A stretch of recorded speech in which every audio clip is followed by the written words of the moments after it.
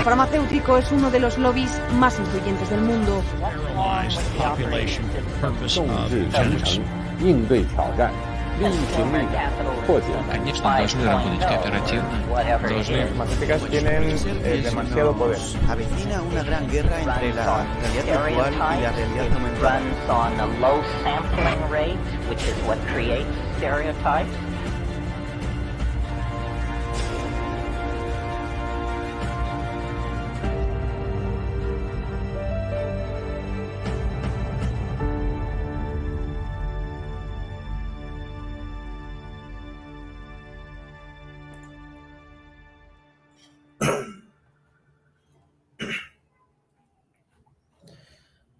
Muy buenas tardes, buenas noches, según la latitud desde donde se esté presenciando, ¿no? Este ciclo magistral, esta transmisión de conferencias sobre geopolítica, el primer ciclo de conferencias sobre geopolítica en la historia universitaria del país, llevado a cabo, por supuesto, con la Universidad Nacional de Cajamarca, siempre agradeciendo profundamente al rector de nuestra alma mater, el doctor Berardo Escalante Sumaeta, a nuestros amigos de ACTV que hacen posible esta transmisión a nivel internacional a toda habla hispana, y a nuestro espacio al que represento, a Proyecto Patria, ¿no? Su servidor, como siempre, Carlos Mamani, semana a semana, haciendo la respectiva entrega, ¿no? Y estamos ya, pues, como ya tienen entendido, desde su conocimiento ampliamente, estamos ya en la 34ª entrega, ¿no? De este ciclo magistral. Y es una cuarta entrega, es 34ª entrega, ¿no? La número 34, con un invitado muy especial, con un tema bastante importante, relevante, sobre todo para nuestro gran espacio sudamericano, latinoamericano, para nuestra América, ¿no? Que es el tema que hoy día nos viene a ofrecer: geopolítica y recursos naturales, desafíos para Hispanoamérica en el siglo XXI, ¿no? Tenemos el honor, y ya le damos la bienvenida, por favor, al doctor Juan José Borrell, titular por concurso de Geopolítica, Escuela Superior de Guerra, Universidad de la Defensa Nacional de Argentina, investigador de la Universidad Nacional de Rosario, también en Argentina, estudios doctorales en Ciencias Sociales y Humanidades en la Universidad de Oslo, Noruega, en la Universidad Nacional de Rosario, Argentina, magíster en Estrategia y Geopolítica por la Escuela Superior de Guerra, miembro de la Delegación de Cancillería ante la Cumbre Mundial de la Organización de Naciones Unidas para la Alimentación y Agricultura, FAO-ONU, Roma, desde el 2011 al 2019. Autor del libro, pionero en la materia, Geopolítica y Alimentos, el desafío de la seguridad alimentaria frente a la competencia internacional por los recursos naturales, publicado en 2019. Doctor Borrell, bienvenido. Muchas gracias, estimado Carlos, es un gusto. Mis mayores salud del Perú a esta amable invitación.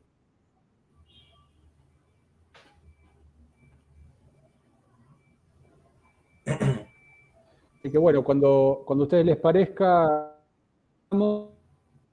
sí, la distancia. Muy bien. Facilitar unir ambas geografías. Sin embargo, puede ocurrir que, digamos, por una cuestión ajena a nosotros, que es las cuestiones satelitales y de conexión, se pueda interrumpir un poco la conexión. En ese caso, si veo que tenemos alguna disfuncionalidad, apago momentáneamente la cámara, digamos, Está bien, completamente de acuerdo. Bueno, mientras van llegando el resto de invitados a esta conferencia magistral, vamos a darle la palabra plena al doctor Juan José Borrell. Es todo suyo el escenario, y ahí está nuestro amigo Julio Echevarría, bienvenido, director de la consultora empresarial Learn System, matemático de formación, especializado en investigación operativa y actualmente abocado a las investigaciones en torno a la seguridad alimentaria. Bienvenido, Julio Echevarría. Buenas tardes, doctor Borrell. Realmente les agradezco mucho la gentil invitación. Espero poder hacer algunos comentarios o algunas preguntas que nos permitan expandir un poco su alto conocimiento. Bien, bueno, sobre todo voy comenzando en un momento tan entonces. crítico. Básicamente, sí, lo que no va a ser esta charla, que espero que, digamos, en la parte de las preguntas sea lo más fructífera posible, es una descripción de geografía económica de cuáles son, digamos,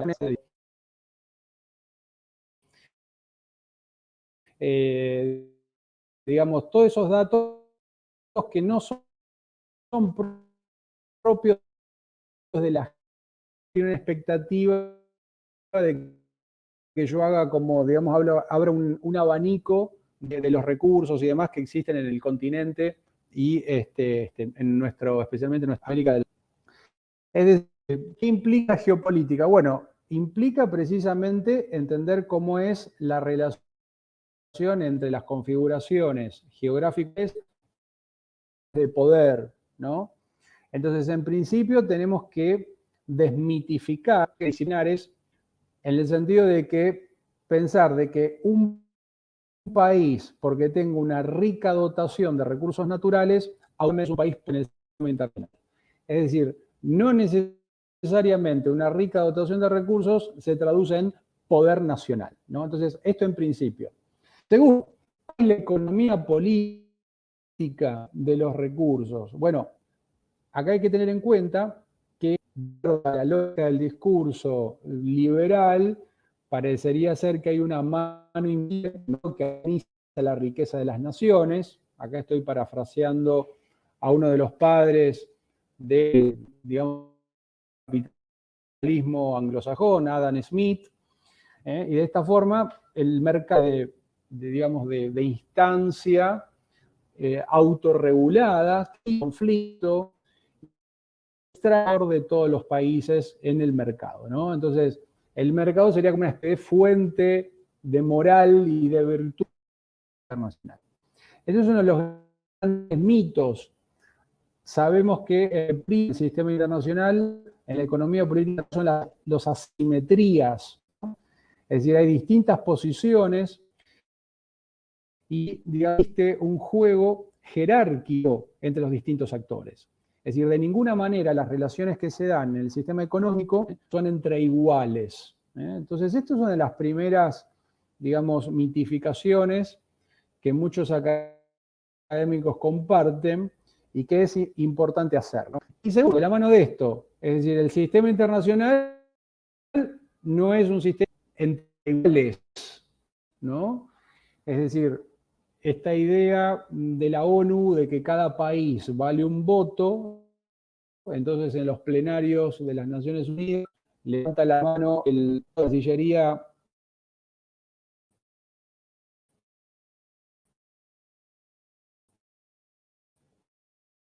de, vamos a suponer, un país del África subsahariana y levanta es una agresión. Entonces, los países, según la concepción de la geopolítica, responden a un ordenamiento jerárquico en el sistema internacional.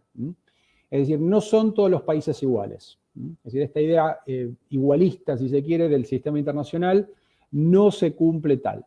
Lo que existen son, digamos, configuraciones entre superpoderes que tienen su propia proyección, sus zonas de influencia, poderes regionales y países que se ven sometidos a estas dinámicas de periferización, ¿no? Entonces, esto es un que han cobrado esto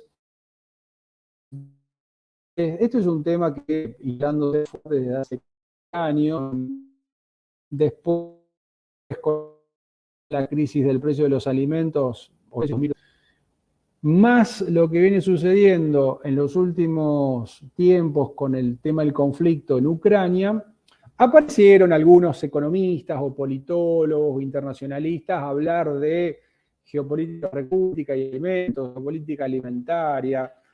Bueno, a ver, está bien, el mundo es libre, pero digamos, no hay miradas rigurosas,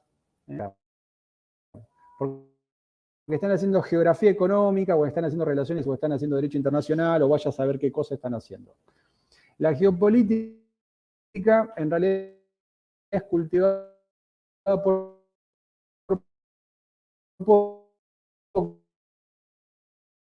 pocos y a su conferencia, parece que maneja una suerte, y que es una especie de general Haushofer en la política internacional. Es decir, pero bueno, esto de geopolítica de alimentos es un tema denso, bastante complejo. Entonces, bueno, eso digamos haciendo un poco de las... Decíamos, no vamos a hacer geografía económica y partimos de la base de que la monarquía, ni que la economía política internacional responde a un principio igualitarista donde el Estado es el que organiza en armonía, en relaciones simétricas, la economía de las naciones, ¿no? Entonces, en caso de alguna disfunción en la conexión, apagaba la cámara, así que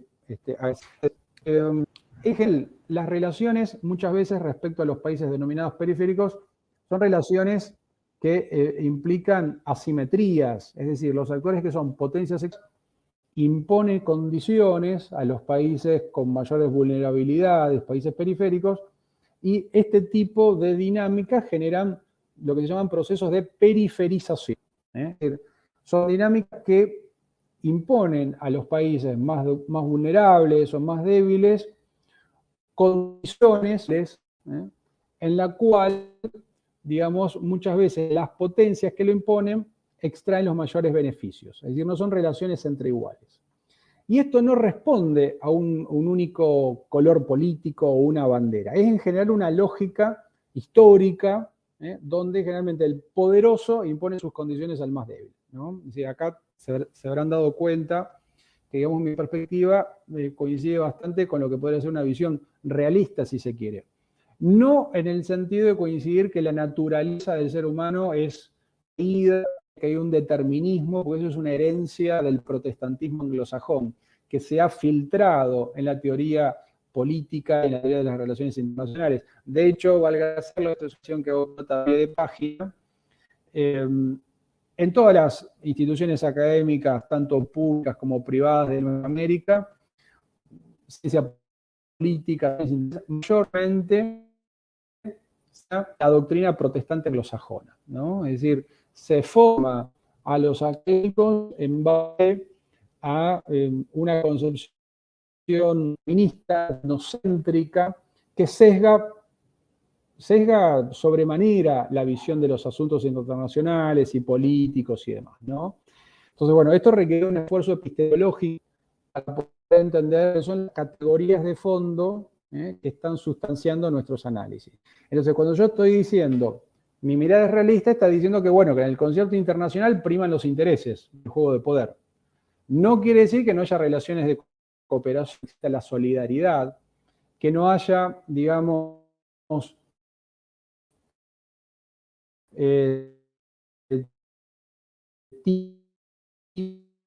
tipos de, donde por lo menos desde nuestra tradición rural,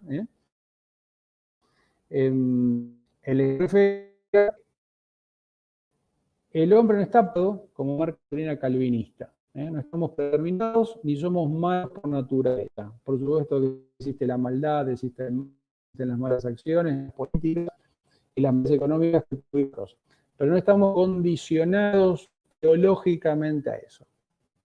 Y ustedes me dicen, ¿cómo relaciona la teología con la geopolítica? Y es fundamental, porque tiene que ver con la concepción del hombre y de la sociedad con la cual partimos.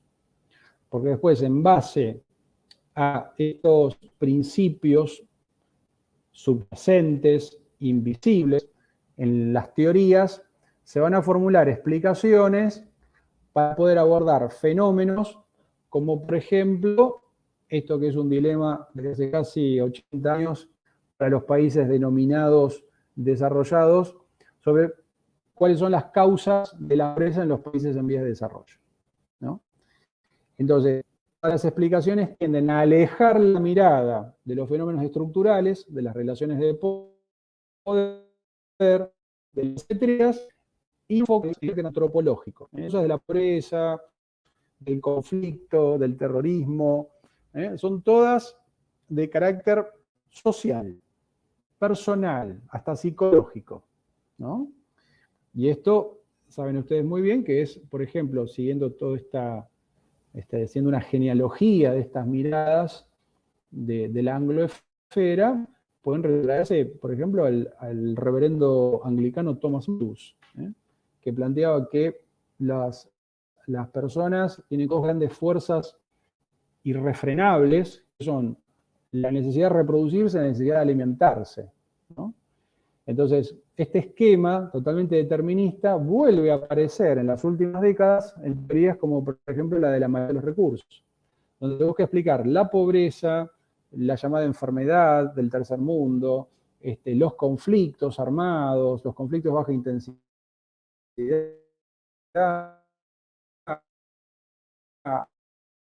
hasta otro tipo de fenómenos, hasta que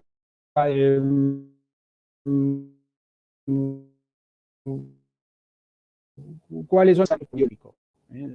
Tenemos más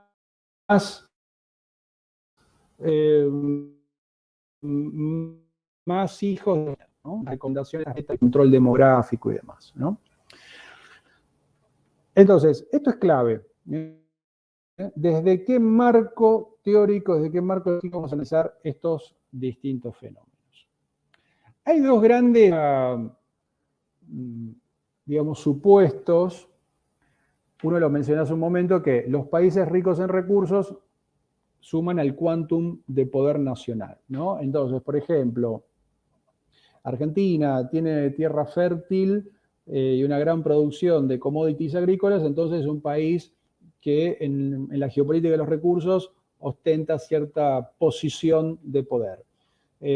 Perú, que produce, por ejemplo, el 11% del cobre a nivel mundial, eso suma a su quantum de poder nacional.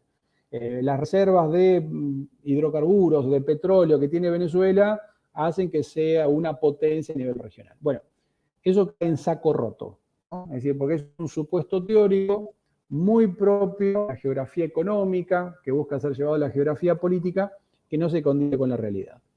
Usted puede ser un gran reservorio de recursos naturales y aún así ser un país significante en el concierto internacional. Y a las pruebas me remito de una gran cantidad de países del África subsahariana. Porque ¿qué es lo que incide? Políticas de poder. Pero bueno, decía, esto es una tendencia de la economía, separar la economía de lo político, ¿no? Entonces, la economía, enfoque cuantitativista, calcula qué volumen de extracción, qué precio internacional, cuánto gano, cuánto pierdo, quién invierte, y ya es político. Es lo político lo que relevancia esa económica. Me está hablando de las relaciones de poder. ¿Quién produce qué, cómo, con quién, a qué precio? ¿Quién controla esos circuitos? Y esto es de lo que muy amablemente Carlos mencionaba al principio de esta conversación en mi libro Geopolítica de Alimentos. Yo defino como un poder estructural alimentario. Es decir, son aquellos que dominan las reglas de juego, y son aquellos que dominan las reglas de juego del sistema alimentario mundo. Entonces, bueno, esto lleva a lo que es el sistema energético, a lo que es el sistema de producción industrial, minero, a lo que son las patentes en biotecnología, permite, digamos, como fenómeno, poder estructural que impone las reglas de juego. ¿Cuál sería el segundo punto controversial? Bueno, y esto también a el sector defensa, a las Fuerzas Armadas. Que las Fuerzas Armadas están para resguardar la soberanía de los recursos. Claro, pero ¿de qué manera? Ante una posible situación de intervención externa de Fuerzas Armadas de un tercer país que buscan apropiarse de esos recursos. Bien, claro, ¿qué pasa si no es esa la única forma de apropiación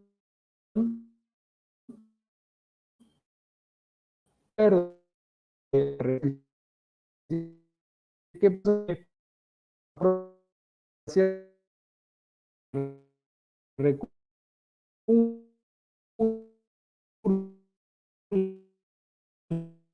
recursos,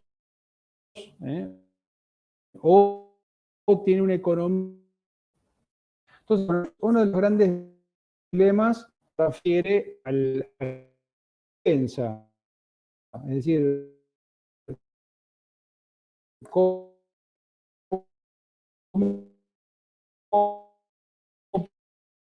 proteger, cómo cuidar sobre el ámbito, ¿no? Y es un tema para que se medite dentro del ámbito de la defensa. ¿Cómo es la situación actual a nivel mundial? Bueno, en esta fecha que estamos nosotros, fines del mes de febrero del año 2023, tuvimos una reciente cumbre de la OTAN en la ciudad de Múnich, en Alemania, que elaboraron un reporte acerca de cuáles son los dilemas de seguridad y cuál es la situación internacional. Casi un año atrás, menos de un año atrás, se reunió también en Madrid una cumbre de la OTAN para definir cuáles son los esquemas de seguridad estratégica que tienen la mayor coalición militar del planeta. Y coinciden, es decir, estos análisis que, o según están en una era de renovada competencia estratégica. Es decir, hay tres grandes superpotencias, Estados Unidos, Rusia y China, que están dinamizando, están llevando adelante un incremento de lo que sería una competencia sistémica. Entonces, esta competencia sistémica inevitablemente genera un corrimiento de todas las piezas en el tablero geopolítico mundial, ¿no? Esto en principio, como, a ver, no podemos hacer futurología, algo que vamos a hacer es futurología, pero se plantean los analistas de estos reportes, en el cual tenemos que tratar de ser lo más objetivos posibles, porque también utilizan un instrumento de propaganda. Ellos estiman que en los próximos 10 años se van, digamos, a definir un nuevo orden internacional. Es decir, un nuevo orden que tiene una marcada tendencia hacia la multipolaridad. Es decir, un mundo donde ellos plantean que la mayor amenaza, hoy por hoy, o menos desde la mirada atlantista, ¿no? Y uno de los máximos desafíos que se presenta es China, ¿no? Es decir, no lo han escalado a nivel de amenaza, pero es planteado como uno de los máximos desafíos, una gran potencia que proyecta zonas de influencia, que todos sabemos que ha generado relaciones comerciales con nuestra región que son de carácter mayormente asimétrico. Hace unos meses, tanto Perú como la Argentina, como Chile, Ecuador, Uruguay, Brasil, veían con preocupación esas flotas que tiene China, que eran casi 700 barcos bajando por el Pacífico, desde las Galápagos hasta el Pacífico Sur, y subiendo el Atlántico Sur, depredando toda la fauna hortícola. Entonces, por las relaciones comerciales, los compromisos que se tienen con China, esto complicó bastante las cuestiones porque China tiene una política bastante agresiva de cortar, de castigar económicamente. Entonces, en este sentido, lo que he realizado es de que relaciones económicas en lo que hace la geopolítica de los recursos cada vez van a estar más condicionadas por estas dinámicas de securitización. Es decir, la seguridad se ha colado en el comercio internacional. Ni que hablar con el conflicto nuclear, de alguna manera el suministro de energía tentado con la voladura del Báltico, que vulnera aún más las relaciones entre Europa y Rusia, ¿no? Entonces, de vuelta, la cuestión del suministro energético, tanto gas como petróleo, está esencialmente influido e impacta toda esta dinámica de seguridad. Entonces, bueno, básicamente, a ver, ¿cuándo se dan dos grandes, digamos, las dos grandes situaciones recientes donde esta competencia sistémica, esta estrategia entre potencias, impacta más profundamente? Bueno, una es la que mencionamos, que es el territorio ucraniano entre Rusia y Ucrania con ayuda militar de países de la OTAN, ¿no? Esto ya lleva casi un año de conflicto armado y tal, pero es un conflicto que viene ya desde hace, a ver, podríamos decir, casi un siglo. Es decir, no empezó el año pasado. Entonces, precisamente la geopolítica estudia estas placas tectónicas y cómo el reacomodamiento y el corrimiento de las fronteras geopolíticas va a marcar un poco el reloj de los conflictos, ¿no? Entonces, desde la caída del bloque soviético, el fin de la Guerra Fría, de la llamada Guerra Fría, donde hay un retroceso de la frontera geopolítica de Moscú, que tenía proyección, recuerden ustedes, casi hasta mitad de Alemania, hasta casi mitad de Europa. Hay una retracción de esa frontera geopolítica, donde su frontera hacia el oeste, es decir, hacia Europa, se va acercando, se va retrayendo. Entonces va perdiendo zonas de influencia.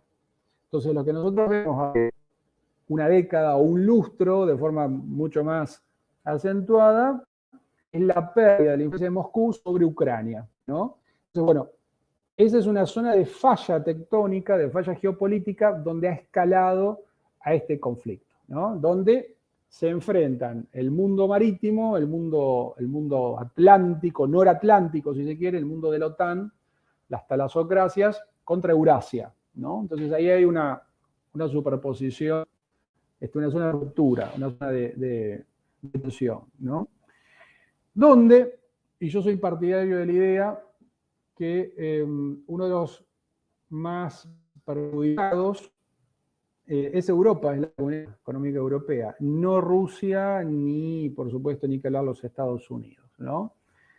En esto estaba leyendo hace unos días una nota muy recomendable del Calvo Sotelo,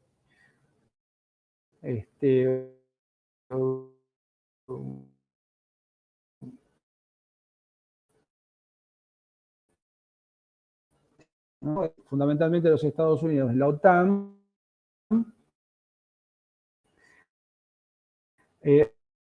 algunos se han estado cumpliendo. Esto es clave.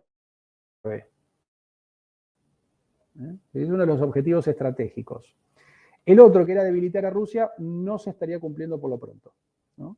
Pero digamos, hasta ahora quien ha sido más perjudicado ha sido Alemania y el resto de Europa, ¿no? De Europa Occidental, que por la configuración de su clase política tiene una conducta de carácter suicida, ¿no? Es decir, de terminar de hacer un trabajo de exterminio de los pueblos europeos frente a esta pugna entre gigantes, ¿no? Entre el bloque euroasiático y el mundo atlántico, ¿no? Y eso, por supuesto, repercute en la región. Hace poco, Alemania intervino para cancelar la venta exterior de unos acorazados brasileros que quería hacerle a un país del sudeste asiático, de parte de sus componentes.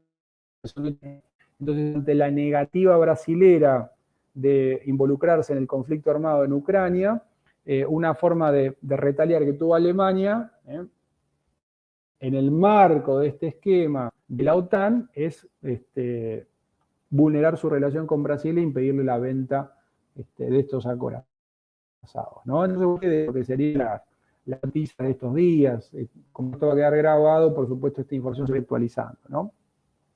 ¿Y cuál es el otro hecho resonante? Bueno, el 20, cuando la Organización Mundial de la Salud declara, digamos, esta mal llamada pandemia a nivel mundial, y, hay un intercambio verbal entre los cuerpos. Las acusaciones,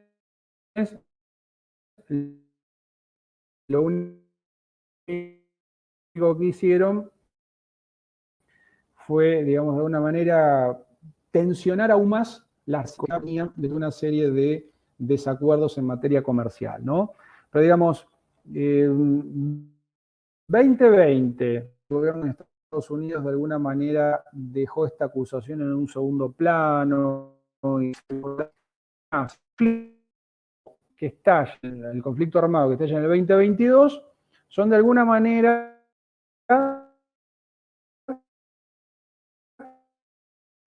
dos manifestaciones claras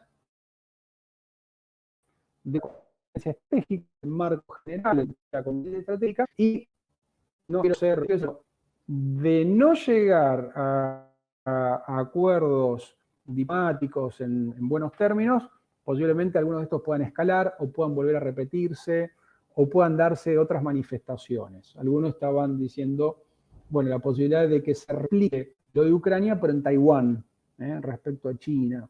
Y entonces, es decir, no podemos hacer futurología, pero porque son otras las dinámicas involucradas, es otro el tablero, pero es decir, es un momento de tensiones donde esto afecta el flujo del comercio de materias primas, es decir, de recursos naturales, ¿no?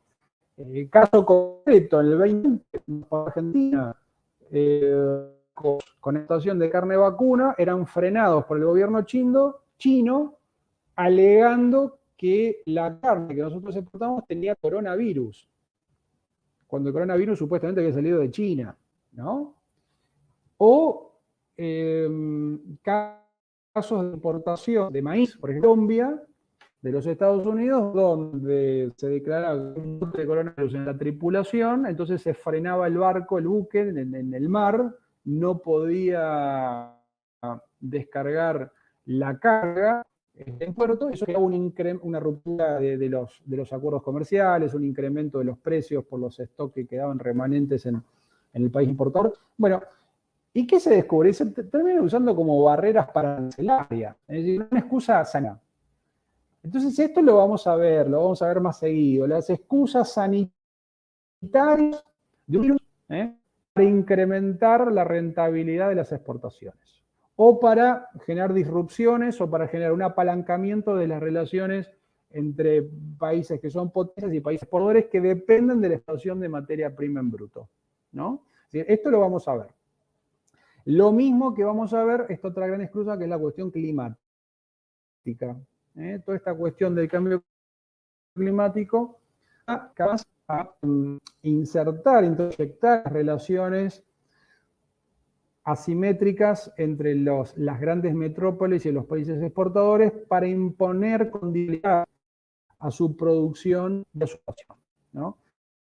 Es decir, bueno, en el buen tino, en el sentido común de los académicos y los gobernantes, poder ver esto detrás, medidas, barreras para arancelarias y no comerse el verso entero, ¿no?, de esta cuestión. Pero, bueno, estos conflictos vulneraron las relaciones, por ejemplo, China-Unión Europea, la relación China-Estados Unidos, Rusia-Alemania, Rusia-Unión Europea. Doctor Borrell, Su impacto, ¿escucha? por ejemplo, cuando el año pasado se dio una interrupción. Sí, escucho perfectamente. Disculpe que lo interrumpa. Del comercio. Un poquito. Sí.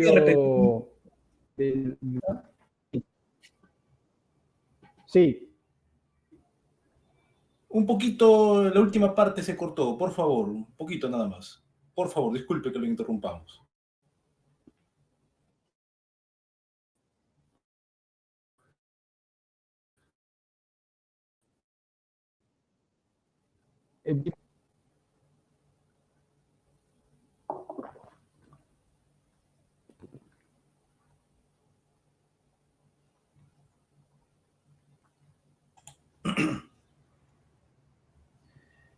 Doctor, Bien, continúo. adelante, doctor.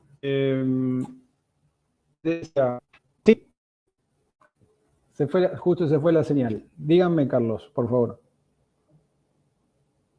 No, simplemente le decía que un poquito se había cortado, pero si lo puede redondear, no hay ningún problema. Adelante, por favor, doctor. Bien, gracias. Sí, disculpe la audiencia porque por ahí hay algún delay en la señal, entonces si me hablan lo escucho tarde y nos pisamos y demás. Decía que, bueno, esta es la situación a nivel general, a nivel sistémico, y cómo impacta eso en nuestra región, cómo es la realidad de nuestra región. Bueno, decía, muchos repetidores locales, a partir de los grandes medios, el año pasado se habían hecho eco de estos reportes de Foreign Policy, Economist, que por la interrupción de las exportaciones de maíz de los puertos de Odesa, que vale aclarar que a fin del año pasado, por intervención de Turquía y las Naciones Unidas, se llevó un acuerdo entre Rusia y Ucrania para liberar esas exportaciones, aliviando lo que eran, digamos, la necesidad de esos granos que tenían los países importadores, sobre todo el Magreb. Ya lo dije en otras oportunidades. Se había generado un poco una histeria de que venía una hambruna mundial, ¿no? De que, digamos, el conflicto ucraniano iba a generar una especie de el cuarto jinete del apocalipsis y íbamos a morir todos de hambre, ¿no? Porque estaba cerrado el puerto de Odesa. Claro, a ver, ni Perú, ni Argentina, ni Brasil sobre el maíz ucraniano. Entonces no se veía de qué manera ese faltante de stock podía impactar en el suministro, ¿no? Entonces, después decían, no, pasa el incremento del precio de, digamos, fertilizantes y el incremento del precio del gas y del petróleo, eso aumentaba los insumos industriales. Es decir, bueno, es un tema para pensarlo, no tomarlo tal cual, no adoptar estos discursos apocalípticos tal como son, porque no nos están pintando un escenario. Pero digamos, de acuerdo a estos esquemas, hace unas semanas, la jefa del Cono Sur de Estados Unidos, Laura Richardson, dijo que una de las funciones estratégicas que tiene América para los Estados Unidos es ser una proveedora de. Entonces, bueno, esto no es nuevo. A ver, algunos salieron a rasgarse las vestiduras, diciendo que a ver, pero esta es la política de toda potencia respecto a Argentina. ¿O cómo creen que nos ve China, América del Sur? China también nos ve como una matriz exportadora de materia prima en bruto. Cualquier potencia, los países periféricos o vulnerables, como proveedor de algo sin valor agregado, porque son ellos los que le agregan valor a partir de la industrialización, ¿no? Entonces, lo que sería el triángulo del litio en el norte de Chile, Argentina, Bolivia, también parte Perú con el cobre, ¿no? Es decir, industrialización local, con patentes locales, tecnología, con mano de obra, y hay una exportación de bienes de consumo que va a ser periférica y primarizante, ¿no? Es decir, ser meramente proveedores de materia prima bruta. Ahí viene esto, con lo que decía antes, de esta mirada anglosajona, relación primarizada. Si tu función económica únicamente es exportar materia en bruto, no hay generación de trabajo, no hay generación de empleo, y sí te vas a hablar por gente, ¿no? Entonces, uno de estos esquemas, precisamente, es revertir esa falsa trampa en la pobreza, no con mayor exportación en bruto, sino con industrialización, con generación de trabajo genuino, no con asistencialismo, que es una forma de parar los efectos nefastos de la primarización, ¿no?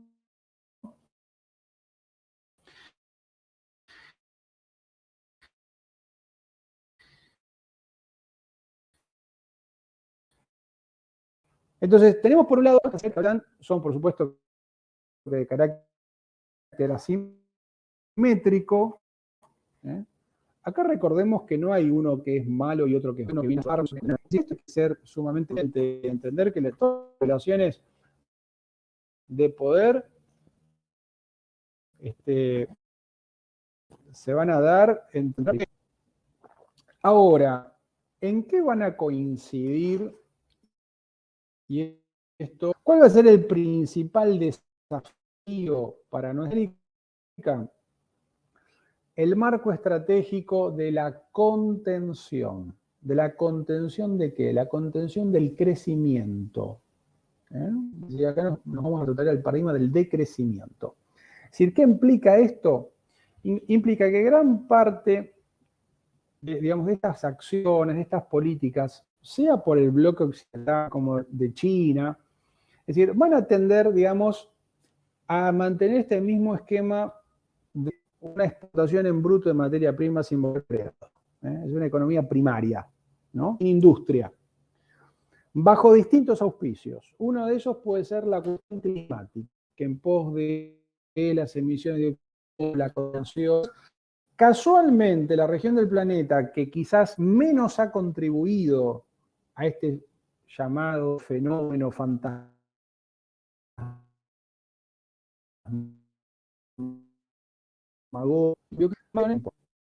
¿no? Por tomar un ejemplo, Argentina contribuye 0,6% de y Brasil, la potencia industrial de Hispanoamérica, de nuestro continente, 1,2%. ¿No? Sin embargo, es en estos países donde mayor se hace de la cuestión ecosistémica para frenar, para restringir la industria, restringir el uso de automóviles, restringir el consumo de petróleo, ¿no? Es decir, esto va a ser, me atrevo a decir, bueno, yo no soy de hacer futurología, pero dentro de esta agenda del decrecimiento, que en Argentina lo venimos viviendo hace décadas, el proceso de desindustrialización, es probable que quieran intentar restricciones al uso de automóviles, no solo las restricciones que se están dando en las ciudades para molestar el tránsito, para un complicado, los incrementos en los costos de la energía, de mantenimiento de los automóviles, sino como una forma también de quitarle estímulo al uso del automóvil, ¿no? En otros países, el motor de combustión es el principal medio de transporte en todos nuestros territorios. Argentina ostenta este dudoso ranking de ser el país con mayor cantidad de población viviendo en ciudades, ¿no? Entonces, privar a la población, a la ciudadanía o restringir y la soberanía del uso del territorio. Se aleje además del territorio, dada esta urbanocéntrica de estos países, ¿no? Entonces, bueno, esto es clave. Otros dos esquemas es el que yo decía, todas estas políticas que buscan, como plantean muchos estos grandes filántropos, reducir la población mundial, estos discursos neomalthusianos que plantean que a futuro la población va a acceder al suministro de alimentos. Esto no es clarísimo, lo hablo en otros espacios, pero es una gran no de cantidades ni de alimentos ni de población, sino que de acceso, ¿no? Pero es una excusa para quitar el fenómeno y tender a políticas de reducir la población, ¿no? Y todo esto que lo vengo hablando siempre, las políticas que tienden hacia el pauperismo, el asistencialismo. El asistencialismo es la mano suave de este imperialismo, de hegemonía, políticas de poder. Bueno, ¿cuál es la mano de seda? El asistencialismo. El asistencialismo a escala. ¿Por qué? Porque pauperiza, porque mantiene pesa a millones y millones de conciudadanos. no le genera el estímulo para poder crecer, para sus capitales, su capital fisiológico, su capital de conocimiento, su capital económico, la búsqueda de trabajo, ¿no? Entonces se disfraza la falta de trabajo genuino con asistencialismo. Entonces es funcional este asistencialismo, que es una política que viene desde la época de la Guerra Fría. A ver, no lo inventamos en América Latina, lo inventamos en Argentina, el asistencialismo. Viene de la época de la Guerra Fría, es política estratégica ya desde la doctrina Truman. Entonces, estos son los principales desafíos que se van a ir discerniendo sobre nuestras sociedades, ¿no? Es decir, la imposición del decrecimiento, que implica desindustrialización, una mayor desindustrialización y una restricción al uso de hidrocarburos, combustibles fósiles. Esta cuestión de las ciudades como espacios de hacinamiento y de restricción de la movilidad. Y tercero, como espacios de pauperidad, complejidad del territorio.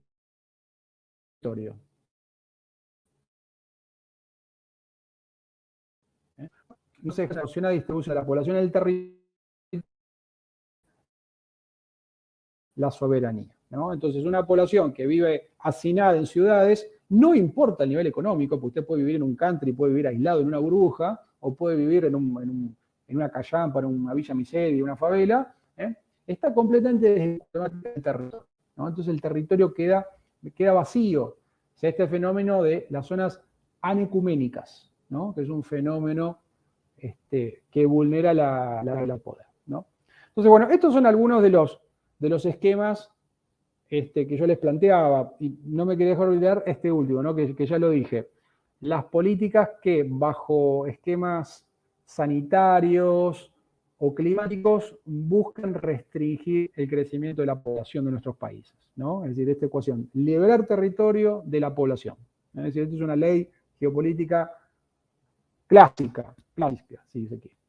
Pero bueno, muchos temas quedan en el tintero y en todo caso quedo abierto para el espacio de preguntas. Muchas gracias. Muchas gracias, profesor doctor Juan José Borrell, por esta magistral exposición, que por supuesto el tiempo, la brevedad de la misma, como bien dice el doctor, deja muchas preguntas y por supuesto lo seguiremos abordando en alguna otra presentación que gustosamente vuelva a aceptar nuestro ponente. Pero en esta instancia vamos a pasar al bloque de preguntas y como tenía mencionado, tenemos a Julio Echevarría, a quien le damos la palabra, ¿no? Lo vuelvo a presentar, él es director de la consultora empresarial Learn System, matemático de profesión, especializado en investigación operativa y últimamente abocado a la investigación sobre seguridad alimentaria. Adelante, doctor Echevarría.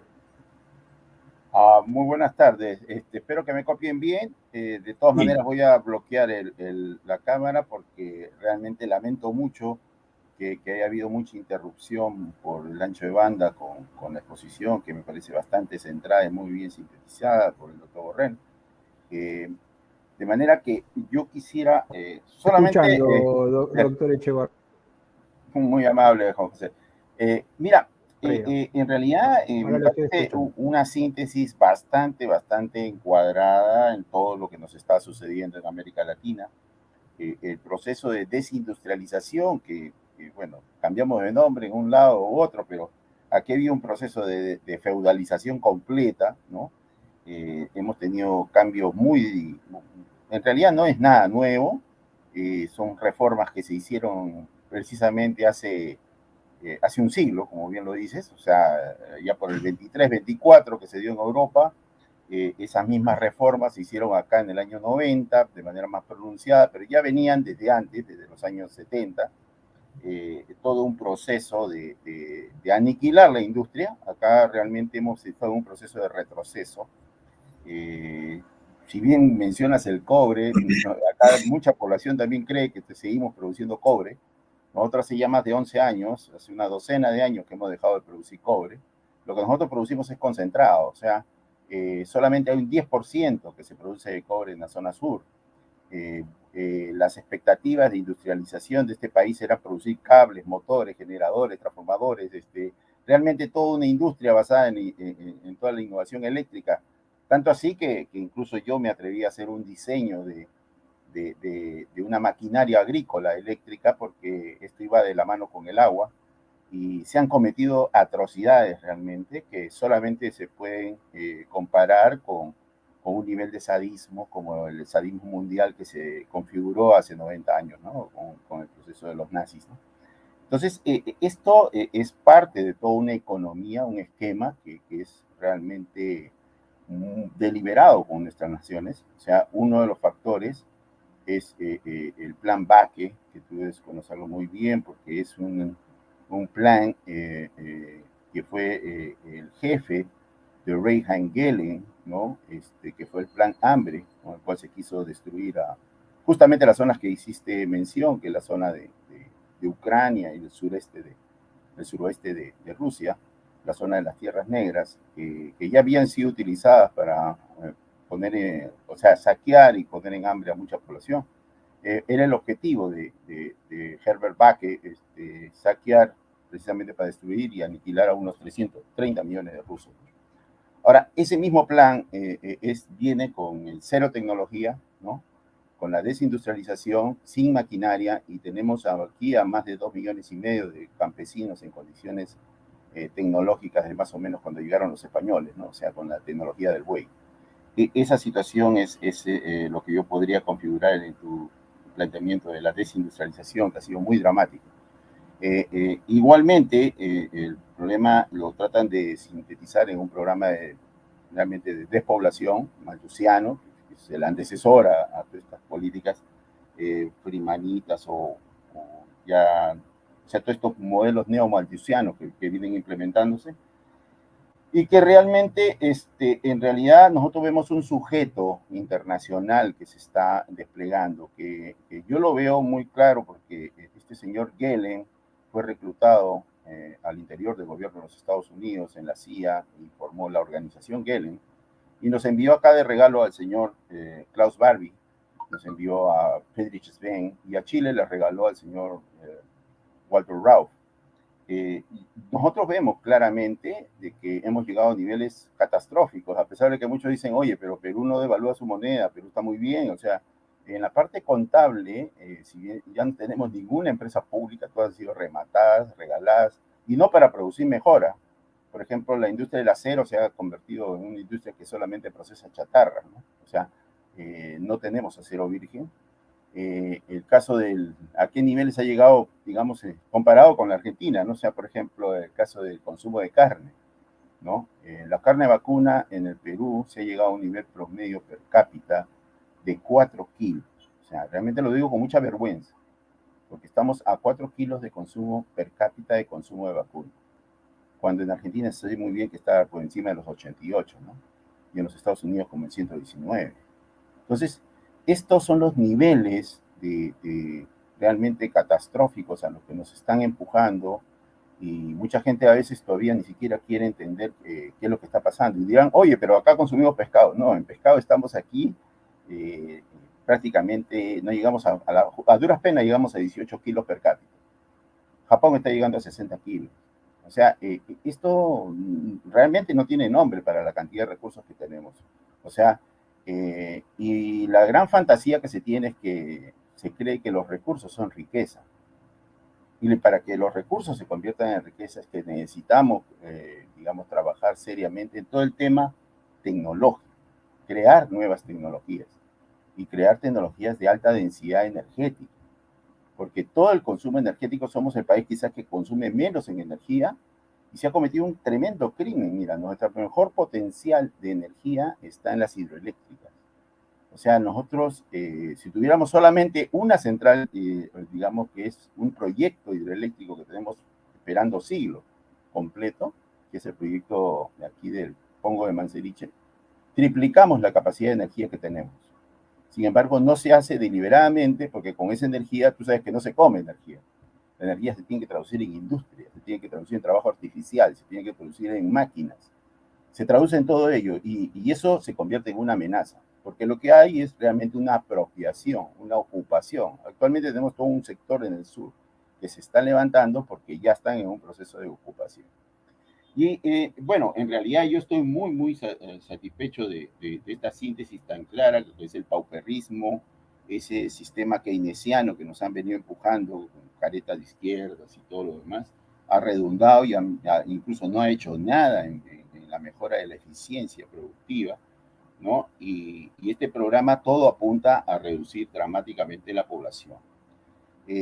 Yo en realidad veo con mucha satisfacción, no sé qué expectativa, veo que hay mucha alianza entre Argentina con Brasil, sobre todo con los últimos anuncios del nuevo presidente de Brasil, Ignacio Lula da Silva, respecto, número uno, a convertir al Brasil en el primer proveedor de alimentos del mundo. Y creo que en Argentina, al igual que nosotros estimamos seriamente, cuando Brasil quiere ser el primero en el mundo, se nos viene a la cabeza un pentacampeado, ¿no? Igualmente, está sugiriendo una nueva moneda para manejar mejor el comercio intrarregional. Porque aquí, mientras Norteamérica imprime más billetes, aquí hemos orientado toda nuestra energía, nuestra poca capacidad, la poca industria que nos queda, todos nuestros recursos a respaldar ese billete con todo lo que se pueda. Cualquier negocio que haya aquí realmente se convierte, hay que exportarlo y convertirlo eso en dólares. O sea, toda la economía está orientada a un fetiche, a un mito, a una creencia de que tiene que convertirse en dólares, si no, no es economía. Y eso es un gran problema que también se viene atendiendo.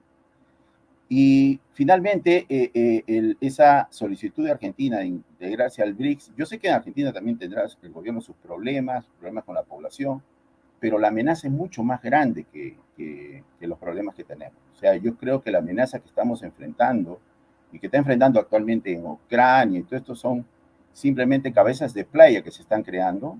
Creo que al Perú lo están tomando como una cabeza de playa también, como lo han hecho en Taiwán, como lo han hecho en Ucrania, ¿no? Cabeza de playa de un nuevo surgimiento de toda la internacional nazi que se está levantando a través de los mismos banqueros que lo crearon anteriormente.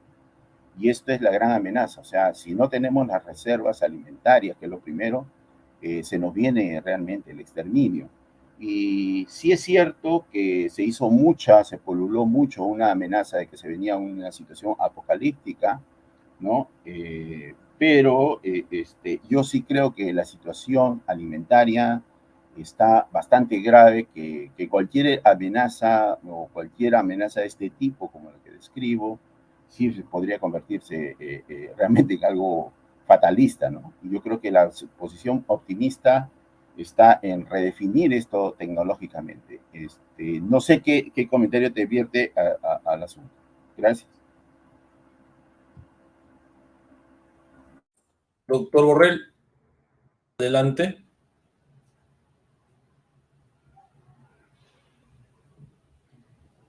Profesor. Sí, no, Sí. escuché lo que decía el ignorante, pero estuve escuchando atentamente todo lo que él decía. No sé si hay preguntas. En concreto, discúlpame si fui demasiado, digamos, extenso. Quería ver tu comentario sobre la posición tanto de Brasil y sobre si realmente ves que hay una amenaza de un músculo como el que nosotros vemos aquí, que es la economía, la narcoeconomía y la amenaza de toda la internacional nazi que se acosa a todo el continente. Esos eran los dos comentarios que me hubiera gustado escuchar.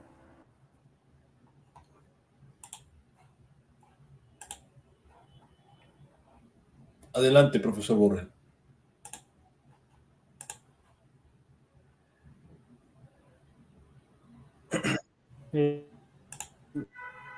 Bueno, a ver, escuché la mitad de la pregunta. Sí, escuché la mitad de la pregunta. ¿Haría de internacional nazi, para sonar tan conspirativo? Es decir, a mí me parece que hay relaciones de poder, hay bloques que imponen sus condiciones, hay actores que explícitamente están hablando de reducir la población mundial. Por ejemplo, Yo siempre menciono el caso de Sir James Lovelock, que es uno de los grandes referentes del ambientalismo, inclusive la población en personas nomás. Entonces, digamos, estos esquemas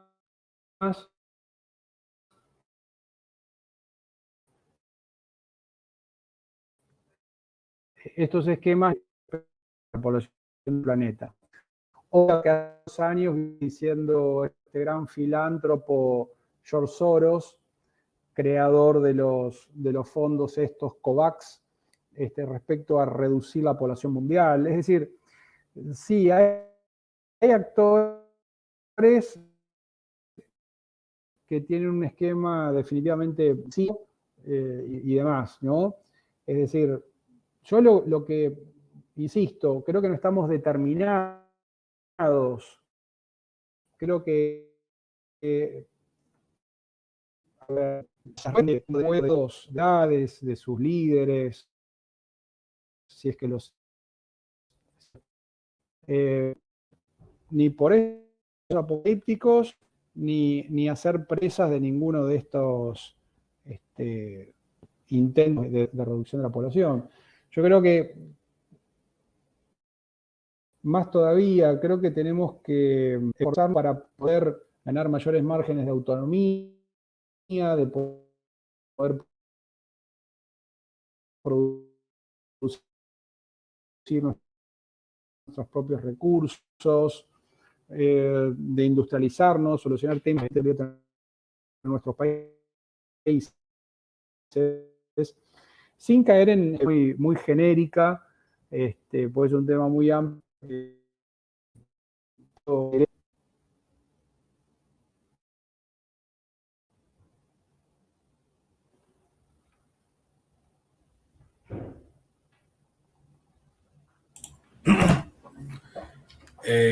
Muy bien. Bueno, para ir un poco cerrando, porque ustedes saben que es ¿Terminó, doctor Borrell? Discúlpeme.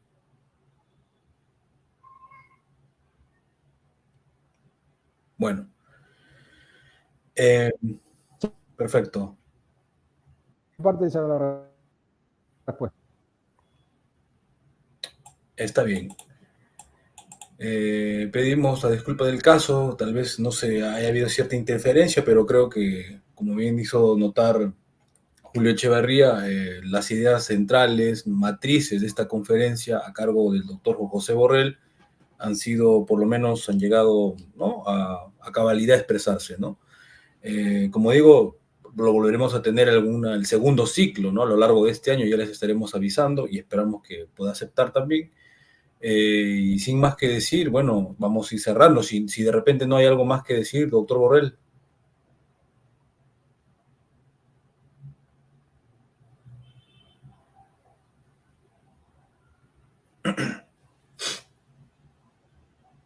Generoso comentario.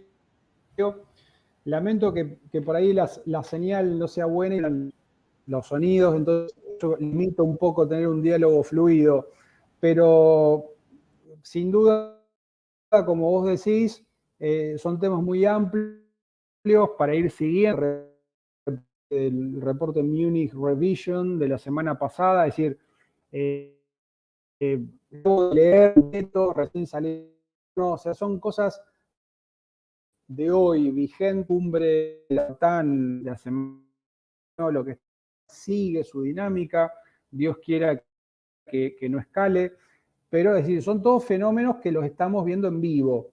Entonces, la distancia del tiempo y más la prudencia, soluciones más objetivas a futuro. Así que por mi parte quedo abierto, nuevamente les hago y más preciado saludo a los hermanos del Perú y la Universidad Nacional de Cajamarca por haberme invitado.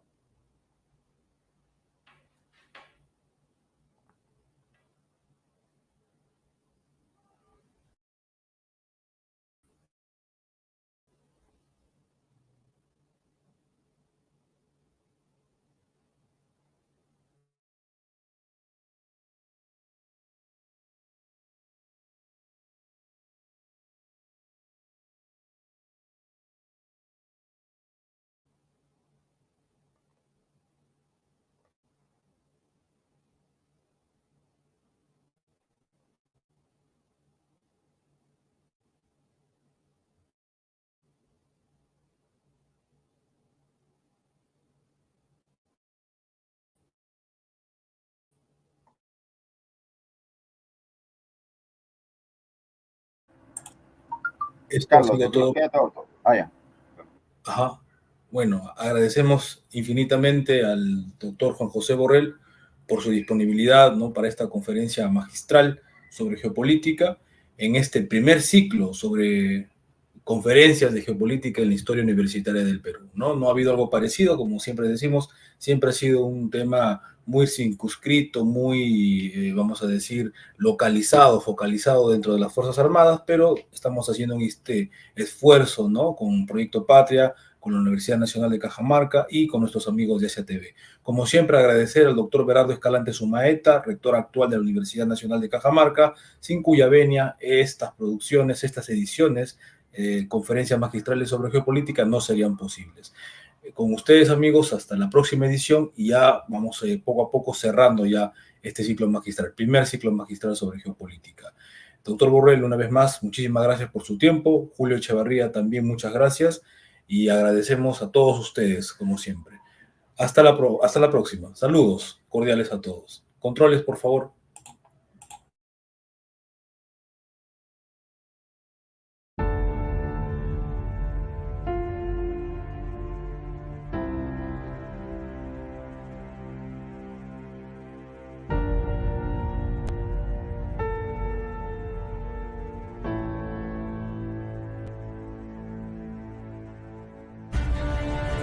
El farmacéutico es uno de los lobbies más influyentes del mundo.